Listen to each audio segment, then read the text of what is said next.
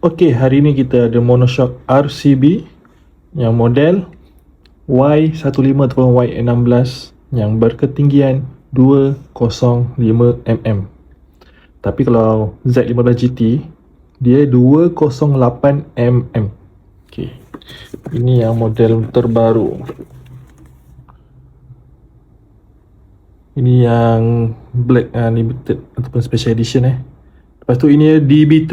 Ini yang terbaru. Ini bukan DB2, bukan DB2 Plus. Ini DB3. Okey, kita tengok apa yang ada kat dalam. Okey, yang pertama ini tools untuk adjust kat sini. Untuk adjust ketinggian ataupun keras spring ni. Lepas tu ini pemegang botol. Lepas tu ini bracket untuk pemegang botol. Bracket ni kita ikat kat footrest. Okay, tapi lubang ni aku dah modi lubang ni untuk Z15 GT. Sebab kalau lubang yang asal ni untuk Y suku ataupun Y16, bila pasang ikut lubang Y suku dia sangkut cover set. Jadi lubang kena buat baru. Jadi dia akan condongkan lagi ikut posisi Z15 GT lah. Okay.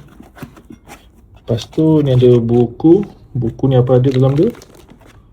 Ni stiker. Ni stiker untuk botol. Manalah tahu korang nak pasang terbalik ke apa, jadi botol tu nanti stiker akan terbalik. Jadi dia bagi spare untuk korang buka dan gantilah. Tapi jarang lah orang pasang terbalik. Biasa orang pakai ikut posisi asal.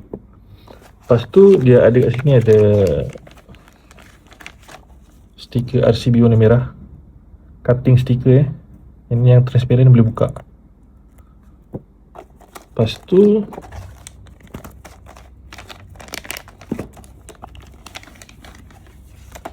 ini adalah warranty card. Card kat depan ni. Ni warranty card dia. Jaminan daripada pihak RCB adalah selama 1 tahun daripada tarikh pembelian. Lepas tu ini manual book ni. User manual. Cara pasang, cara setup, apa fungsi itu, fungsi ini, itu apa, ini apa, spesifikasinya. Jadi user manual, warranty card, stiker dan stiker lah. Okay, mungkin korang tertanya-tanya apa beza DB2, DB2 Plus dan DB3. Okay, bagi yang DB2, dia punya hose ni kat sini, dia bukan 360 dia tak boleh pusing. Dia tak boleh pusing. Kalau yang DB2 lah, dia mati. Bukan mati, dia ketat. Dulu aku pernah pasang. Jadi bila nak adjust posisi tu, skru tu kena longgarkan sikit. Dan dapat posisi yang kita nak, ketatkan balik. Tapi dia akan posisi akan leaking lah. Dan akan keluar ataupun mungkin pressure dia akan kacau.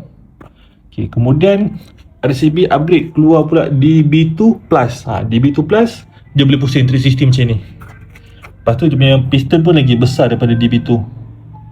Lepas tu yang terbaru ni sekarang dia orang keluar DB3. DB3 macam korang tengok ni, hose dia macam ni, 360 atas ke bawah. Lepas tu botol dia design baru dan stiker pun design baru.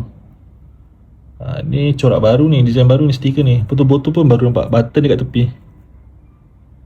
Kalau yang DB2 ataupun DB2 Plus, button kat sini, ujung sini pusing. Jadi macam susah kot. Jadi button diorang letak kat sebelah tepi. Jadi kita boleh adjust daripada tepi motor je. Ini bezanya. Ini yang terbaru adalah DB3. DB3 ni, ini aku beli harga dia 4 lebih. Aku beli kat official RCB dekat bag orange. Okay, sekarang aku nak pasang kat motor Z15 GT dan aku akan tunjuk step by step. Jadi korang boleh pasang sendiri dekat motor korang. Tapi kalau korang beli yang tak ada botol, senang lah. Tapi bila ada botol, bracket memang kena ubah. Jadi macam inilah posisi korang boleh tengok gambar, korang boleh tengok. Tapi sebenarnya benda ni subjektif, kurang pada korang nak sudut angle macam mana. Ini sudut angle yang terpaling safe lah. Sebab ni kalau turunkan sangat, nanti kan dia terputus.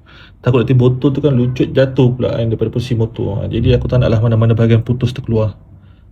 Jadi ini antara yang bagi aku yang terbaik yang aku boleh set up. Nanti korang nantikan hasilnya.